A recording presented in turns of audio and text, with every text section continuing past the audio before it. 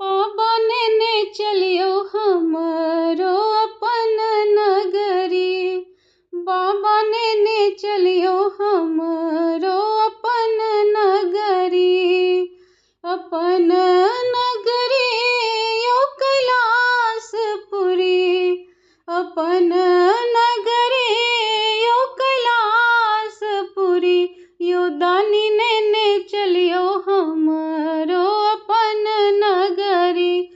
बाबा ने चलियो हमरो अपन नगरी।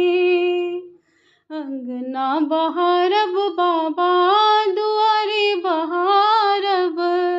अंगना बहारब बाबा